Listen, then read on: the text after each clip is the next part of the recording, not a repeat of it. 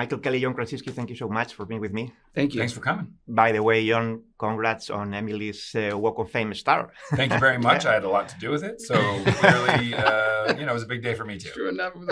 Was that fun? Yeah. Oh, it was amazing. I mean, not only to watch her get that acknowledgement, but also those types of ceremonies don't happen much anymore. That felt like very old Hollywood. It was really, really cool. So I'm her biggest fan. So anything she does is exciting, but that one was really exciting. That's forever. Yeah. It's forever. Yeah. 100 years from now. Yeah. 200 years from now. That's just wild, man. So Jack Ryan, this character, obviously you had first the 5 movies, then the TV show that you both were in the show, and now a movie, a feature film again.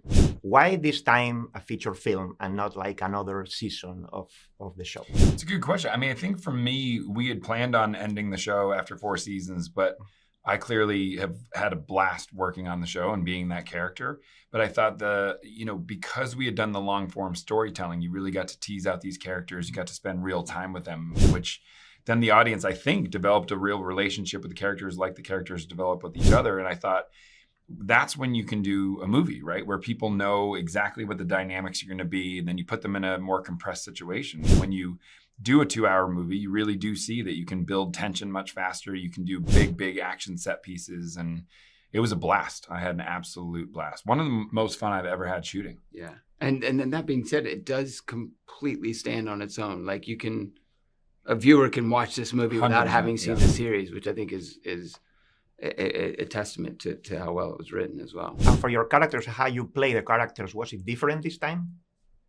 No. I mean, I think that the circumstances were different. You know what I mean? I think for me, the cool part was the action sequences. We had done some great action stuff in the show, but with this, it was really fun to do it together because you could tell that we had nervous energy because we did, I think, almost all of it ourselves. And that was great. It was really, really fun. And a huge part of that was Sienna. Bringing Sienna Miller into this world is a part of the world I think we've been missing for a really long time. Yeah, she's great in the movie. She's so good, right? So good. And you also produce and write this story, right? Mm-hmm. So how was that for you? And also, what do you enjoy better, like acting, producing, writing? It's a good question. I mean, I think they're all completely different. I think they have different levels of stress. You know what I mean? I think that writing the blank page is horrifying.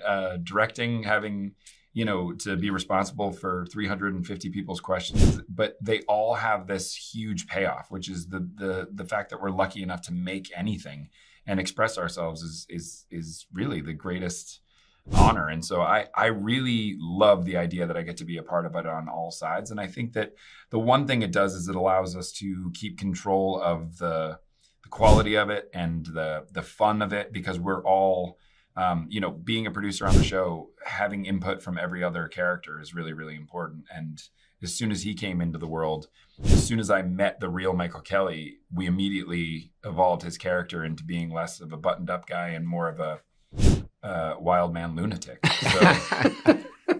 Your character is very funny, Mike November. Yeah, it's fun. Yeah, and a lot of that is John does writes honestly some of my favorite moments that I've had in the movies and in the show, in the movie and in the show, is him being like, "Try this, say this," or just adding a line, or freaking giving me just these golden opportunities. So the next movie will be called Mike November. So, So these spy movies, they are built against like the backdrop of the global stage, international relations. And obviously the situation now was very different when Tom Clancy was like writing these books. I don't know if this is something that you think about, like, because the world is so crazy right now and we don't even know who are our allies and our enemies sometimes, and that changed from one year to the other. Is that something that you think is affecting how these movies are, or how you wrote the movie? So yeah, I mean, I think for me, I just took a page out of Tom Clancy's book. I mean, as crazy as the world can get, it's, I actually take comfort in the fact that we've been there before and we made it through.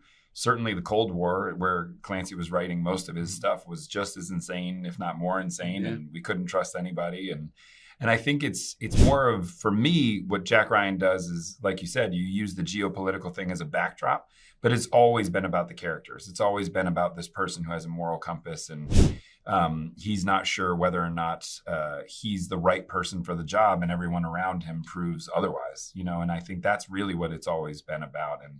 And clearly, because it's a completely fictitious story, whatever sort of mirror or reflection that the outside world has is always totally random.